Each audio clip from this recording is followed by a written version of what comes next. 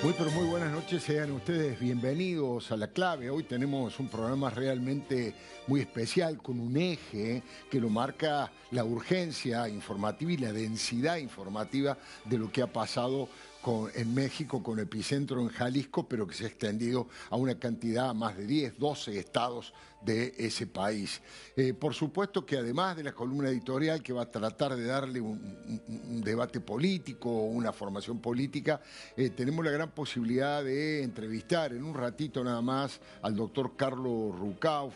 Se ha convertido en un verdadero especialista en el mundo internacional, además de todo lo que conoce de la política argentina. Vamos a hablar de México. También tenemos a nuestro colega, a Salvador Maceda, desde ese país, desde México, donde nos va a contar los últimos detalles de lo que está pasando a esta hora en México.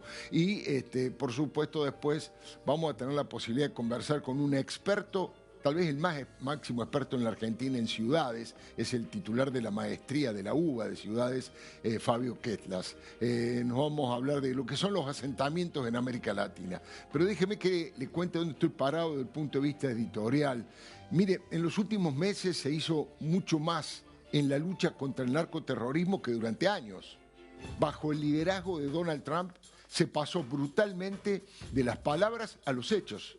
Se dejó de lado la sanata teórica de los seminarios políticamente correctos y se tomó el camino de la acción directa. Este concubinato nefasto entre el negocio criminal de los estupefacientes y las ideologías del odio y el crimen se han convertido en los mayores enemigos de la humanidad y por ende de la democracia. La eliminación de Nemesio Oseguera Cervantes, alias el Mencho, el capo más poderoso y buscado del mundo, le da al tema una actualidad inquietante y de alto impacto en la sociedad en México, en los Estados Unidos, en toda América Latina y yo le diría casi en todo el planeta. Porque el cártel Jalisco Nueva Generación, con la jefatura del Mencho, demostró la inmensa capacidad de daño económico y social que lograron y la potencia militar que desplegaron como respuesta a su muerte por parte de la Guardia Nacional de México con la inestimable ayuda de los Estados Unidos. Hay que explicar que la ejecución del Mencho no es un suceso aislado. Es la última perla de un collar de hechos que se fueron encadenando con la dirección estratégica de Trump y por supuesto de Marco Rubio. Las iniciativas de los Estados Unidos fueron anticipadas por los voceros de su gobierno. Haber extirpado de Venezuela a Nicolás Maduro y a su esposa fue el otro gran mensaje. El líder del Cártel de los Soles y la dictadura anarcochavista hoy está preso en una cárcel norteamericana en Brooklyn, en Nueva York, y su país ingresó en una transición hacia la democracia que más temprano que tarde llegará, aunque hoy nos parece demasiado lenta. Sobre todo lenta para los patriotas venezolanos que combatieron en las calles y en las urnas a la tiranía que inició Hugo Chávez y para millones de exiliados que no pueden regresar a sus casas a ver a sus familias en Venezuela. Mire, pero lo concreto es que Maduro está preso y el Mencho está muerto.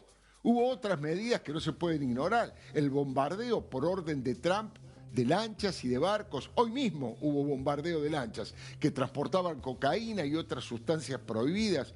Murieron muchos, y hoy también muchos de los tripulantes de esas embarcaciones del delito perdieron millones de dólares con sus barcos y con su mercadería en el fondo del mar. Ahora, nadie se había atrevido a tanto y ya casi nadie se queja ni reclama pidiendo que se cumplan formalidades frente a la gravedad del caos que generan estos cárteles allí donde se instalan. Mire, desde ayer Jalisco sufrió atentados de todo tipo, incendios, bloqueos de ruta, fusilamientos de ciudadanos inocentes que se extendió a más de una docena de estados mexicanos. Una venganza, una catarata de bronca por la pérdida de su líder, pero también una exhibición del nivel de colonización territorial que hicieron. Poco a poco se han ido adueñando de gran parte de México. Es una proporción que no se conocía a fondo hasta este momento. No importa quién gane las elecciones, hay muchísimas ciudades que son gobernadas directamente por los narcoterroristas. Son dueños y señores, hacen lo que quieren, tienen comprada la mayoría de las policías locales a la justicia y se mueven, o mejor dicho, se movían con una impunidad que estremece. Está claro que hay que detener lo antes posible a los que se apropian de los países. A Maduro no lo sacaba nadie del poder. La casta del generalato corrupto venezolano lo defendía y los cubanos cómplices lo defendían y lo cuidaban. El Mencho seguía moviendo los hilos de los delitos más graves desde la clandestinidad.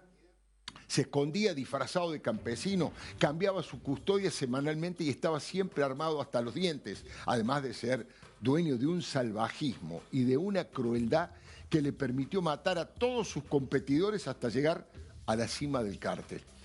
En esta rigurosa planificación de Marco Rubio hay que destacar las advertencias de Trump a la presidenta Claudia Sheinbaum, que es de izquierda, pero que no come vidrio, ¿no? El 2 de enero de este año, el 2 de enero, hace 50 días, Trump declaró algo habrá que hacer y le ofreció a la presidenta mexicana ayuda para combatir a los narcos que dijo están gobernando el país. 50 días después, más o menos, el ejército local, con la colaboración informativa y operativa, en muchos casos, de los norteamericanos, lograron una victoria demoledora. No es definitiva, por supuesto. Falta mucho porque todos los cárteles han crecido una barbaridad. Infiltraron todos los estamentos del Estado nacional, provincial y municipal. Pero es un primer paso. Es una advertencia al resto de las organizaciones. Pudimos con el Mencho y ahora vamos con ustedes. Ese sería el mensaje. Cuba, que vivía comiendo de las migajas del chavismo, de algo de petróleo y de las limosnas que le daba Rusia, ya quedó al borde del abismo y anuncia que están negociando una rendición pacífica y una transición ordenada.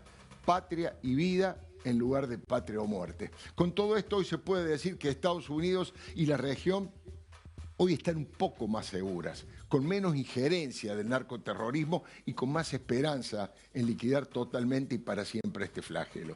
El resto de los países deberían estar muy atentos porque hace bastante tiempo que estos energúmenos fueron extendiendo sus garras hacia el sur del continente. Cada vez más seguido en Bolivia, en Paraguay, en Brasil, en Colombia, entre otros países, existen ramificaciones de los distintos cárteles. En Argentina todos conocemos, por supuesto, y los rosarinos especialmente, padecieron y todavía padecen esta metodología narco que solo produce caos, miseria y muerte. En estas horas se publicó nuevamente el vínculo del Mencho con la Argentina. ¿Se acuerda? Gerardo González Valencia, un narco de alto rango, se estableció en un lujoso edificio de Puerto Madero con su pareja y abrió, ahí lo estamos viendo, un mini market llamado Corner Mi Lugar. Era uno de los capataces encargados de las operaciones de lavado de dinero en todo el mundo. Después, el matrimonio se escapó hacia el Uruguay y siguieron su ruta.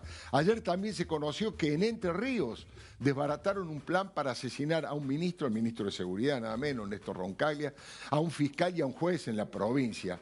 El complot había sido ideado por un capo narco preso, consistía en la contratación de un sicario uruguayo y el pago de una fortuna por el crimen de cada uno de los apuntados. Como puede verse, con distintas dimensiones y desarrollos, el narcoterrorismo en México, en Venezuela, en Puerto Madero, en Rosario o en Entre Ríos tiene el mismo objetivo de manejar los hilos de todos los poderes democráticos.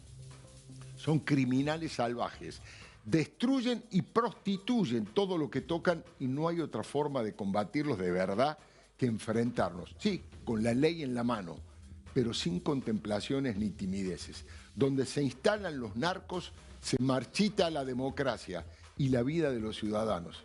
Quien quiera oír, que oiga. Ya venimos.